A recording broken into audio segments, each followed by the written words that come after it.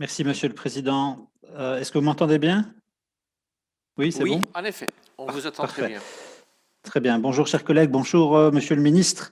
La crise sanitaire bouleverse notre économie et nous commençons seulement à appréhender certaines de ses conséquences plus structurelles.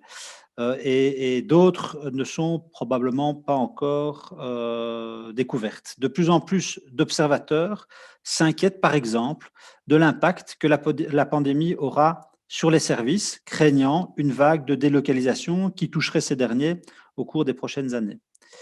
C'est que, outre le fait qu'ils ne sont pas sensibles au protectionnisme commercial ou au coût des transports, le confinement aura entraîné un effet d'apprentissage sans précédent de l'utilisation des technologies numériques chez les acteurs de ces filières ainsi que chez les consommateurs.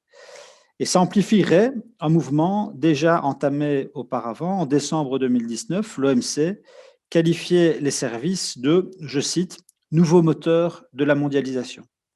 Et il est vrai que la croissance de ces activités est soutenue. Entre 2005 et 2017, la valeur des échanges dans ce secteur a augmenté à un rythme annuel de 5,4%. Alors que ce pan de l'économie ne pesait que 9% du commerce mondial en 1970, il en représente désormais 20%. Externalisés et ou numérisés, ils sont plus facilement délocalisables et la généralisation du télétravail pourrait venir accélérer cette tendance.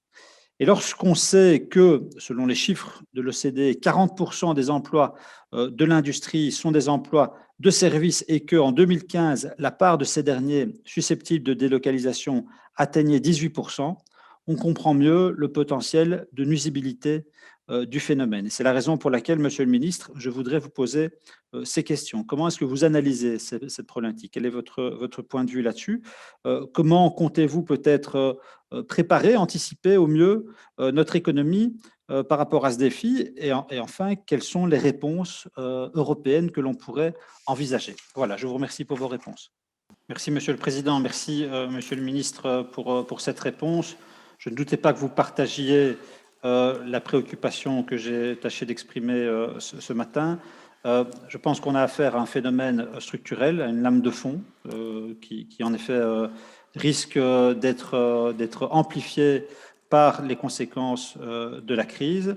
On doit y être évidemment extrêmement attentif. On se souvient des ravages qu'a fait à notre économie ou qui a provoqué à notre économie une mondialisation non régulée et des ravages particulièrement cinglants quant à notre tissu industriel.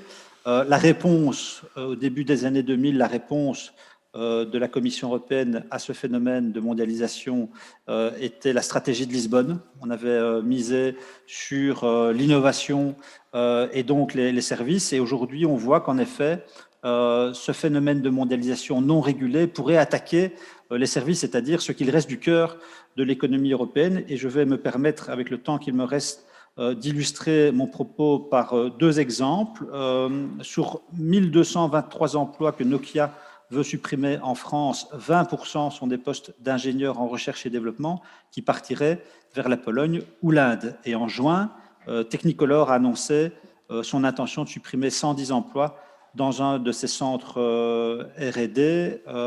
Et l'idée est en effet de les délocaliser vers l'Inde. Une étude publiée fin septembre par Western Union prévoit que la valeur du commerce international des services augmentera de plus ou moins un tiers d'ici à 2025. Et les plus fortes hausses, c'est les services aux entreprises et les technologies de l'information. Et je vais clôturer en citant une phrase du directeur général de l'OMC prononcée en décembre 2019. Les services sont souvent négligés dans les discussions sur le commerce mondial et pourtant ils représentent la majorité des échanges dans de nombreux pays développés et ils augmentent rapidement dans les économies émergentes.